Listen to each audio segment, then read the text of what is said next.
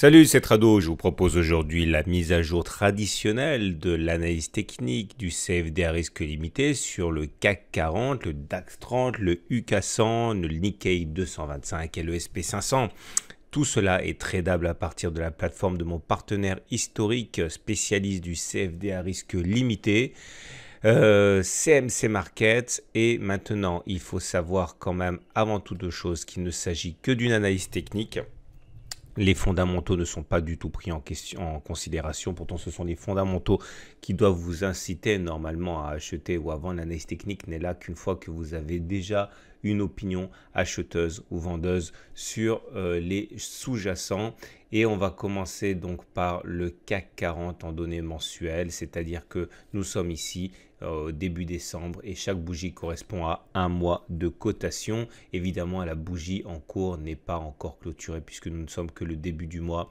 Et voilà ce que nous avons. Nous avons tout d'abord ici un canal ascendant en mauve qui nous guide maintenant depuis de nombreux mois. On peut se prendre à rêver et imaginer que ce canal nous conduira jusqu'à 5800, tout en sachant également que si le canal devait casser, eh bien un retour sur les 5100 ne devrait absolument pas être exclu, en particulier si on casse le précédent support ici à 5300. Effectivement, il s'agit d'un support. On a rebondi 2 mois consécutifs au-dessus. Il faudra donc qu'il tienne parce que sinon, normalement, c'est bas de canal mauve, puis derrière les 5100. Mais en tout état de cause, vous l'aurez remarqué et vous ne pourrez que le constater, la tendance est toujours résolument haussière en données mensuelles sur le CAC 40. Le problème étant l'apparition de divergences baissières, comme vous pouvez le voir, que ce soit le MACD ou le RSI, eh bien, on n'arrive pas à faire de plus haut sur ces indicateurs alors qu'on fait des plus hauts sur les cours. Ça s'appelle une divergence baissière et ça fragilise un petit peu la tendance haussière sur cette unité de temps qu'est l'unité de temps mensuelle. On descend d'une unité de temps, on va chercher l'unité de temps hebdomadaire, chaque bougie correspondant à une semaine de cotation. On est donc ici.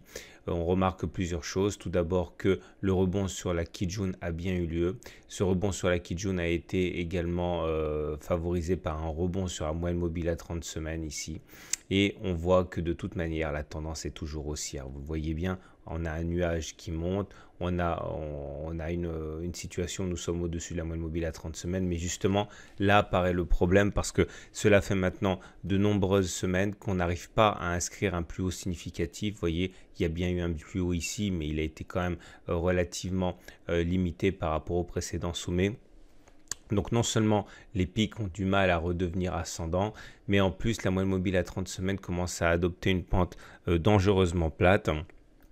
C'est-à-dire que au regard de la théorie de la moyenne mobile à 30 semaines, eh bien, clairement la théorie de Weinstein, pour l'instant, on risque de basculer en phase 3, c'est-à-dire que si on commençait à osciller autour de une moyenne mobile à 30 semaines plate, eh bien, ça serait la fin de la tendance haussière au regard, ou du moins une pause au regard de la théorie de Weinstein. Donc, là, au regard de l'Ishimoku, c'est toujours haussier. Au regard des pics et des creux et de la situation par rapport à la moyenne mobile à 30 semaines, ça devient surtout plutôt neutre. Alors, je vous propose maintenant l'analyse technique du DAX.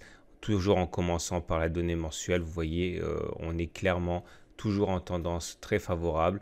Depuis qu'on a utilisé les 12 000 comme zone de support suite à la précédente attaque, eh bien on rebondit et pourquoi pas ne pas se prendre à rêver à aller chercher un contact avec le haut du canal aux alentours de 14 500, 15 000 points. C'est un objectif qui n'est pas du tout saugrenu, surtout que les unités de temps hebdomadaires sont toujours pour le coup résolument haussières sur le DAX. Vous voyez toujours le nuage qui monte, ainsi les pics par contre qui sont vraiment croissants, les creux qui sont croissants. La dynamique qui habite le DAX en données hebdomadaires est beaucoup plus forte que celle qui anime le CAC 40.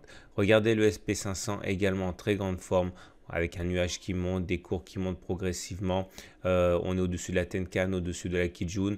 D'ailleurs, on avait un canal ici qui nous guidait. Ce canal a été très facilement cassé la semaine dernière et on n'a pas réussi à...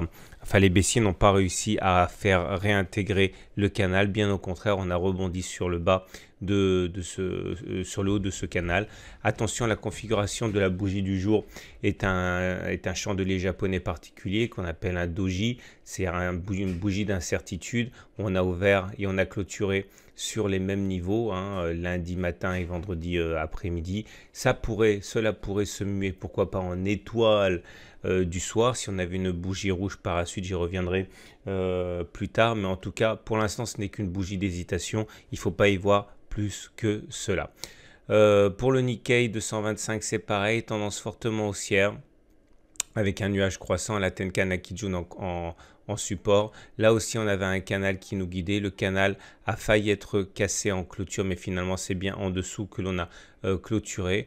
Mais pour l'instant, même si on refuse de passer le canal à la hausse, la tendance demeure résolument haussière également sur le Nikkei. On va terminer avec l'indice phare anglais qui lui est dans une tendance plus neutre, puisque vous voyez les cours sont au-dessus du nuage certes, mais le nuage commence à s'aplatir, à adopter une forme plutôt horizontale. D'ailleurs, les cours évoluent entre 7600 et 7200. Pour l'instant, on ne peut pas véritablement présumer de ce qui va se passer. On va dire qu'il existe toujours un vieux fond de tendance haussière, mais que ce fond de tendance haussière a tendance à se neutraliser. Mais en tout cas, la tendance n'est pas baissière sur l'UK 100. Voilà ce qu'on pouvait dire pour la revue hebdomadaire des grands indices. On retiendra que globalement, tous les marchés sont plutôt en tendance très haussière ou moyennement haussière. Certains indices, notamment le CAC 40 et le UK 100, ont tendance à avoir leur tendance devenir plus neutre, puisqu'on latéralise dans une sorte de trading range, mais en tout cas, la tendance n'est définitivement pas baissière. Et la tendance actuelle à la latéralisation peut tout à fait se muer en tendance haussière si on dépasse les précédents plus hauts. Voilà, je vous dis à la semaine prochaine pour la mise à jour.